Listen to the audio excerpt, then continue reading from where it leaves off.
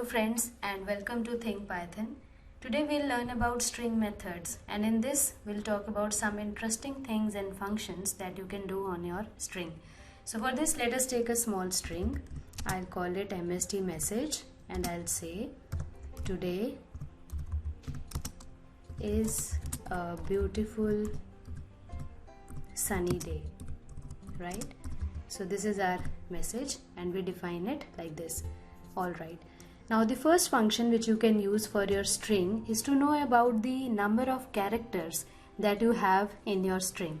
So for this we use the function len, which is len, and you simply have to type len and use the round brackets, and you want to know the length of MSG message, so I'll say MSG.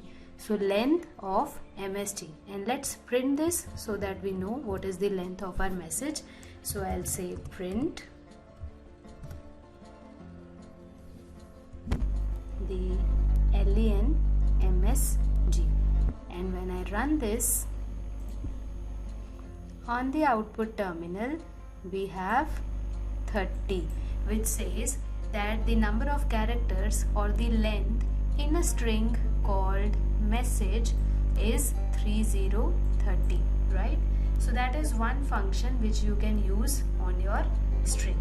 Now further, you have got different functions in Python using which you can play with your strings, as converting your string in uppercase or converting it in lowercase, or finding some particular character or a word in your string.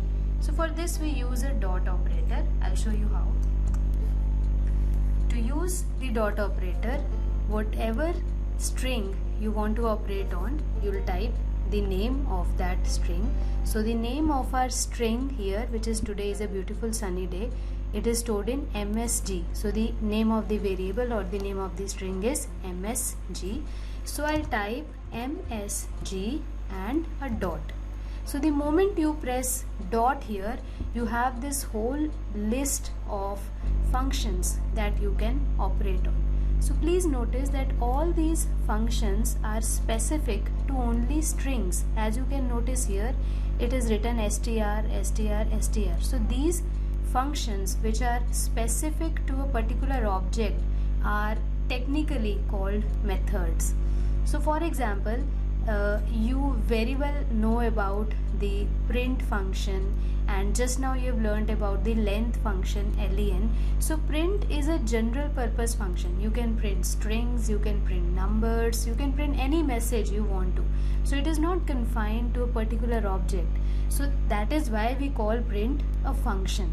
And likewise len, length, can be used either on strings or the other types of the characters also. So len and print are the examples of general purpose functions, and when a function is specific to an object like these things, so if you type a dot here, so these are specific to strings. You can all these functions only for string, so that is why technically from now on we'll call them as methods, right?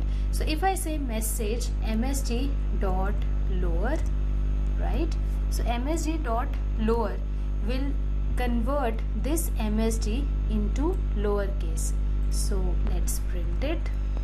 So I print it on the screen and I run the code, and at the output we say today is a beautiful sunny day. So notice here that all the alphabets have been converted into lowercase.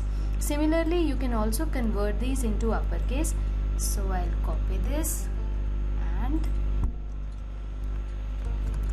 instead of msg dot lower, I'll say msg dot upper, and if we run the code, there you are. So we see that the length of the message is printed, which is 30. Then msg dot lower, see all the characters are in lowercase, and msg dot upper, so all the characters are printed in the uppercase. So that is how you can play with your string. And also do remember that the original message remains unchanged.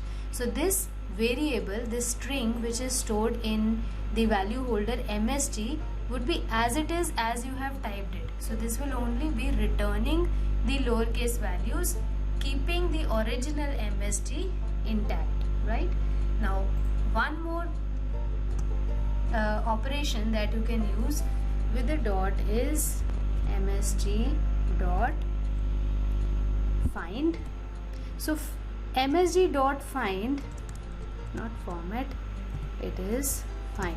So with this method, what you can do is you can find any character or a word in your string. For example, if I say MSG dot find, I'll say T, right?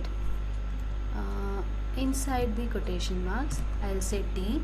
So let's run the code and see what happens. Oh, we need to print it, so I'll print it. That's why it would be visible, only then it would be visible at the output terminal, right? So I'll print this and it is 0. So 0 here is the index of the alphabet which you want to search in your string.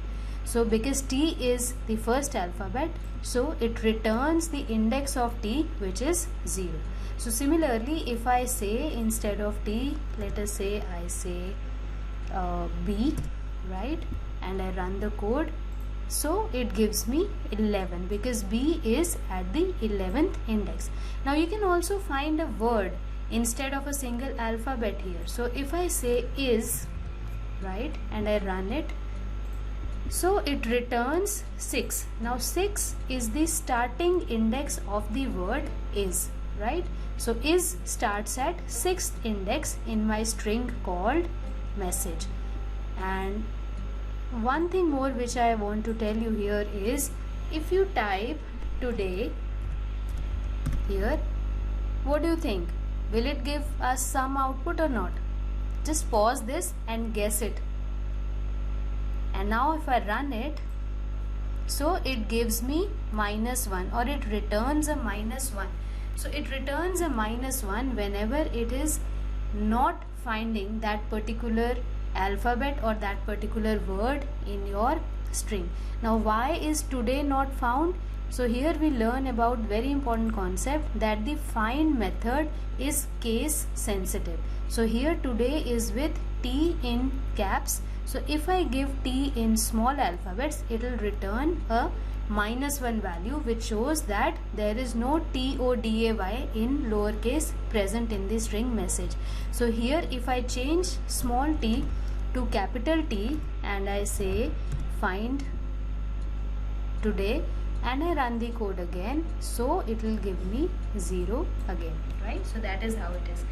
So that is how we can find a given alphabet or a character or a word in your given string by using the find method. So there are so many methods by using the dot operator.